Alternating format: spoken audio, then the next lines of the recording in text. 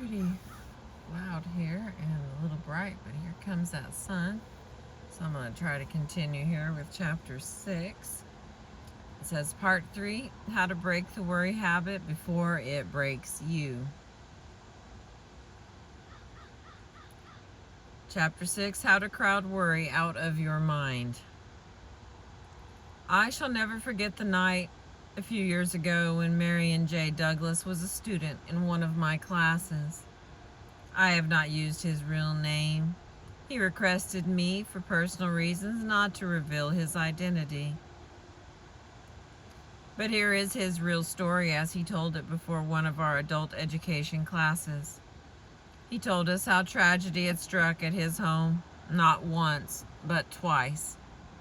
The first time he had lost his 5-year-old daughter, a child he adored. He and his wife thought they couldn't endure that first loss. But as he said, 10 months later, God gave us another little girl, and she died in 5 days. This double bereavement was almost too much to bear. I couldn't take it, the father told us. I couldn't sleep, I couldn't eat, I couldn't rest or relax.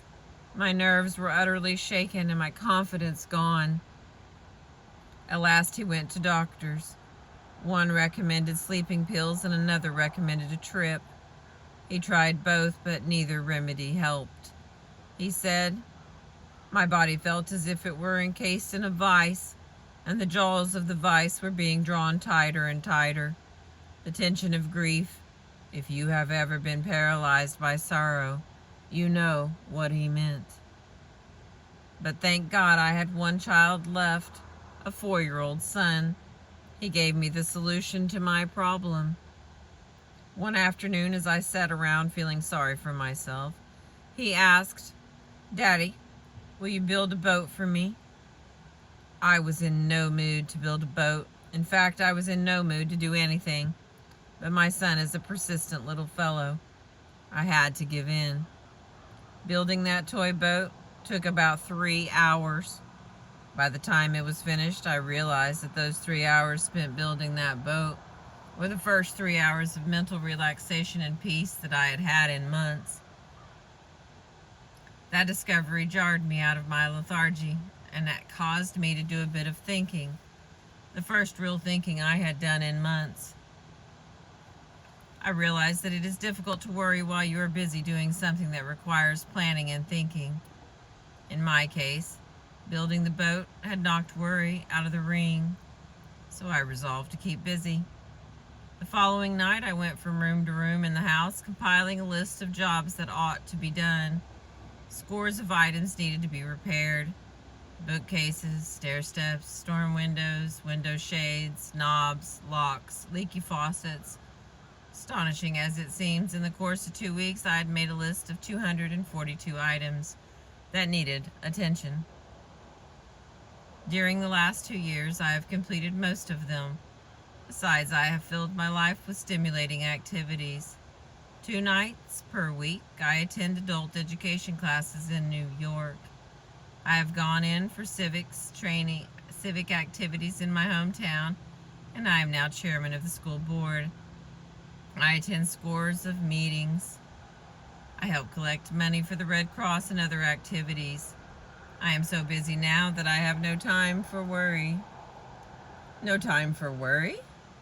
That is exactly what Winston Churchill said when he was working 18 hours a day at the height of the war. When he was asked if he worried about his tremendous responsibilities, he said, "I am too busy. I have no time for worry." Charles Kettering was in the same fix when he started out to invent a self-starter for automobiles. Mr. Kettering was, until his recent retirement, vice president of General Motors, in charge of the world-famous General Motors Research Corporation. But in those days he was so poor that he had to use the hayloft of the barn as a laboratory. To buy groceries, he had to use $1,500 that his wife had made by giving piano lessons. Later, had to borrow $500 on his life insurance. I asked his wife if she wasn't worried at a time like that. "Yes," she replied. I was so worried I couldn't sleep, but Mr. Kettering wasn't. He was too absorbed in his work to worry. The great scientist Pasteur spoke of the peace that is found in libraries and laboratories. Why is peace found there? Because the men in libraries and laboratories are usually too absorbed in their tasks to worry about themselves. Research men rarely have nervous breakdowns. They haven't time for such luxuries. Why does such a simple thing as keeping busy help to drive out anxiety? Because of a law, one of the most fundamental laws ever revealed by psychology. And that law is that it is utterly impossible for any human mind, no matter how brilliant, to think of more than one thing at any given time. You don't quite believe it? Very well, then let's try an experiment. Suppose you lean back right now, close your eyes, and try, at the same time, to think of the Statue of Liberty and of what you plan to do tomorrow morning. Go ahead, try it. You found out, didn't you, that you could focus on either thought in turn, but never on both simultaneously. Well, the same thing is true in the field of emotions. We cannot be pepped up and enthusiastic about doing something exciting and feel dragged down by worry at the very same time. One kind of emotion drives out the other, and it was that simple discovery that enabled Army psychiatrists to perform such miracles during the war.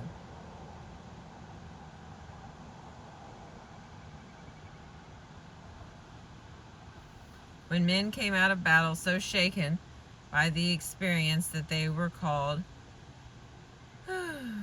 psychoneurotic, Army doctors prescribed keep 'em busy as a cure. Every waking minute of those nerve-shocked men was filled with activity, usually outdoor activity, such as fishing, hunting, playing ball, golf, taking pictures, making gardens, and dancing. They were given no time for brooding over their terrible experiences. Occupational therapy is the term now used by psychiatrists when work is prescribed as though it were a medicine. It is not new. The old Greek physicians were advocating it 500 years before Christ was born. The Quakers were using it in Philadelphia in Ben Franklin's time. A man who visited a Quaker sanitarium in 1774 was shocked to see that the patients who were mentally ill were busy spinning flax. He thought these poor unfortunates were being exploited, until the Quakers explained that they found that their patients actually improved when they did a little work. Excuse me. It was soothing to the nerves. Any psychiatrist will tell you that work, keeping busy, is one of the best anesthetics ever known for sick nerves. Henry W. Longfellow found that out for himself when he lost his young wife. His wife had been melting some sealing wax at a candle one day when her clothes caught on fire. Longfellow heard her cries and tried to reach her in time, but she died from the burns. For a while, Longfellow was so tortured by the memory of that dreadful experience that he nearly went insane. But fortunately for him, his 3 small children needed his attention. In spite of his own grief, Longfellow undertook to be the father and mother to his children. He took them for walks, told them stories, played games with them, and immortalized their companionship in his poem, The Children's Hour. He also translated Dante, and all these duties combined kept him so busy that he forgot himself entirely and regained his peace of mind. As Tennyson declared when he lost his most intimate friend, Arthur Hallam, I must lose myself in action, lest I wither in despair. Most of us have little trouble losing ourselves in action. While we have our noses to the grindstone and are doing our daily work, but the hours after work, they are the dangerous ones. Just when we're free to enjoy our own leisure and ought to be the happiest, that's when the blue devils of worry attack us. That's when we begin to wonder whether we're getting anywhere in life, whether we're in a rut, whether the boss meant anything by that remark he made today, or whether we're getting bald. I'm gonna have to adjust this real quick. There's a little too much sun there.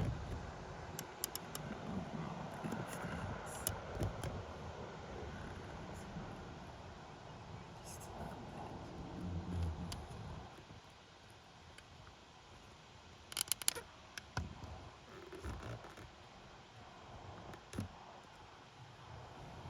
That doesn't look terribly different. I realize that, but it is slightly different.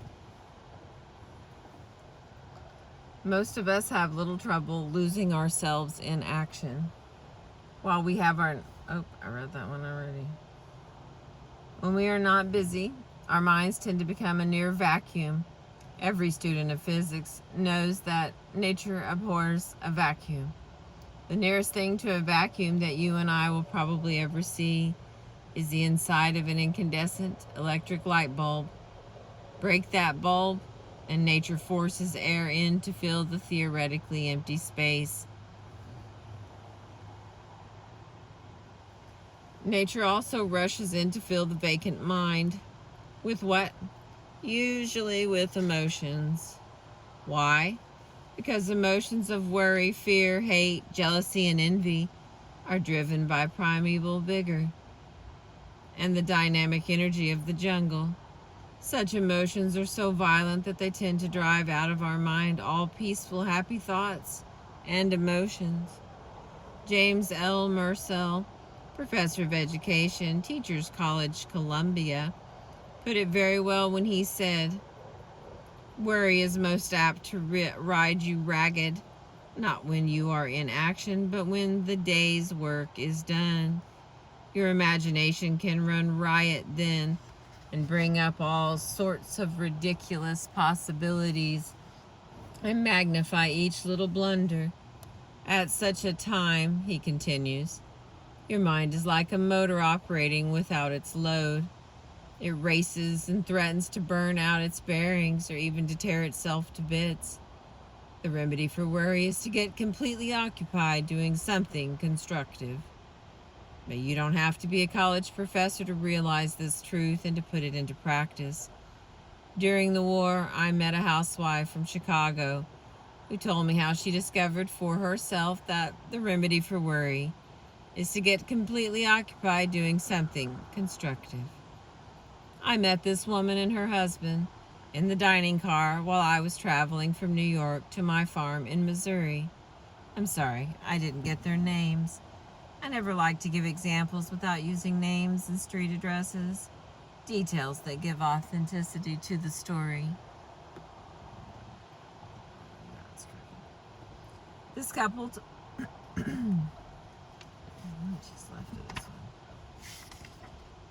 Not very much. Excuse me again. This couple told me that their son had joined the armed forces the day after Pearl Harbor. The woman told me that she had almost wrecked her health worrying over that only son. Where was he? Was he safe or in action? Would he be wounded or killed?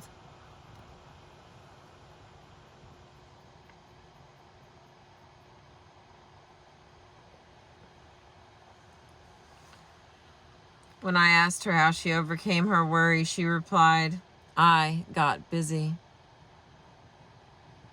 She told me that at first she had dismissed her maid and tried to keep busy by doing all her housework herself, but that didn't help much. The trouble was, she said, that I could do my housework almost mechanically without using my mind. So I kept on worrying while making the beds and washing the dishes. I realized I needed some new kind of work that would keep me busy both mentally and physically every hour of the day. So I took a job as a saleswoman in a large department store. That did it, she said. I immediately found myself in a whirlwind of activity. Customers swarming around me, asking for prices, sizes, and colors. Never a second to think of anything except my immediate duty. And when night came, I could think of nothing except getting off my aching feet. As soon as I ate dinner, I fell into bed and instantly became unconscious. I had neither the time nor the energy to worry. She discovered for herself that what John Cowper Powys meant when he said in The Art of Forgetting the Unpleasant. A certain comfortable security, a certain profound inner peace, a kind of happy numbness soothes the nerves of the human animal when absorbed in its allotted task. And what a blessing that is. Osa Johnson, the world's most famous woman explorer, recently told me how she found release from worry and grief. You may have read the story of her life. It is called I Married Adventure. If any woman ever married adventure, she certainly did. Martin Johnson married her when she was 16 and lifted her feet off the sidewalks of Chanute, Kansas, and set them down on the wild jungle trails of Borneo. For a quarter of a century, this Kansas couple traveled all over the world, making motion pictures of the vanishing wildlife of Asia and Africa. Back in America, 9 years ago, they were on a lecture tour showing their famous films. They took a plane out of Denver, bound for the coast. The plane plunged into a mountain. Martin Johnson was killed instantly. The doctor said Osa would never leave her bed again, but they didn't know Osa Johnson. 3 months later, she was in a wheelchair, lecturing before large audiences. In fact, she addressed over 100 audiences that season, all from a wheelchair. When I asked her why she did it, she replied, I did it so that I would have no time for sorrow and worry. Osa Johnson had discovered the same truth that Tennyson had sung about a century earlier. I must lose myself in action, lest I wither in despair.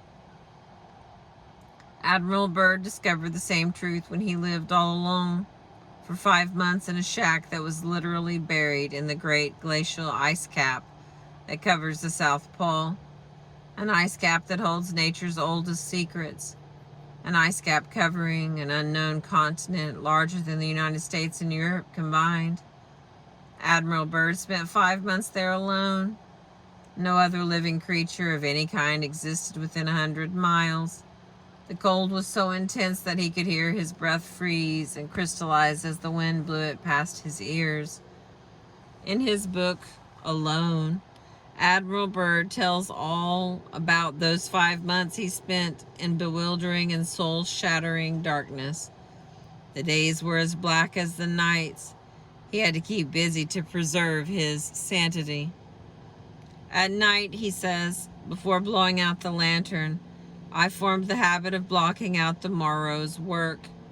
It was a case of assigning myself an hour, say to the escape tunnel, half an hour to leveling drift, an hour to straightening up the fuel drums, an hour to cutting bookshelves in the walls of the food tunnel, and 2 hours to renewing a broken bridge in the man hauling sleds.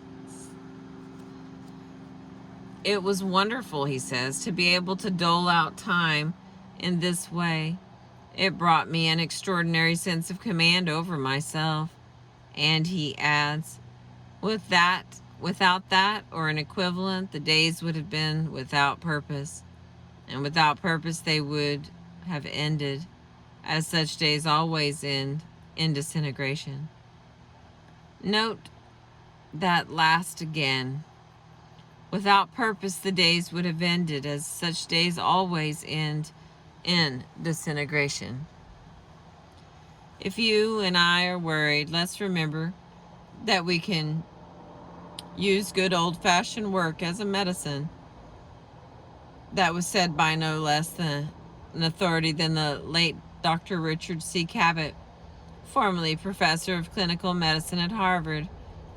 In his book, What Men Live By Dr. Cabot, says, "As a physician, I have had the happiness of seeing work cure many persons who have suffered from trembling palsy of the soul, which results from overmastering doubts, hesitations, vacillation, and fear. Courage given us by our work is like the self-reliance which Emerson has made forever glorious." If you and I don't keep busy, if we sit around and brood, we will hatch out a whole flock of what Charles Darwin used to call the Wibber-gibbers. And the Wibber-gibbers are nothing but old-fashioned gremlins that will run us hollow and destroy our power of action and our power of will. I know a businessman in New York who fought the Wibber-gibbers by getting so busy that he had no time to fret and stew. His name is Tremper Longman, and his office is at 40 Wall Street. He was a student in one of my adult education classes, and his talk on conquering worry was so interesting, so impressive, that I asked him to have a late supper with me after class, and we sat in a restaurant until long past midnight, discussing his experience. Here is the story he told me. 18 years ago, I was so worried I had insomnia. I was tense, irritated, and jittery. I felt I was headed for a nervous breakdown. I had reason to be worried. I was treasurer of the Crown Fruit and Extract Company at 418 West Broadway, New York. We had $500,000 invested in strawberries packed in gallon tins. For 20 years, we had been selling these gallon tins of strawberries to manufacturers of ice cream. Suddenly, our sales stopped because the big ice cream makers, such as National Dairy and Borden's, were rapidly increasing their production and were saving money and time by buying strawberries packed in barrels.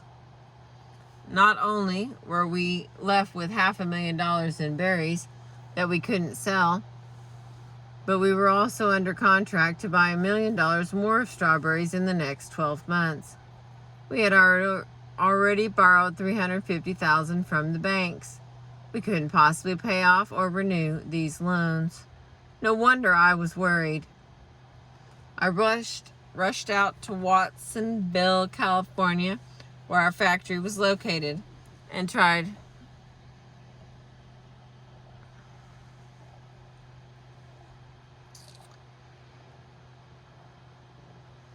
to persuade our president that conditions had changed, that we were facing ruin. He refused to believe it. He blamed our New York office for all the trouble. Poor salesmanship.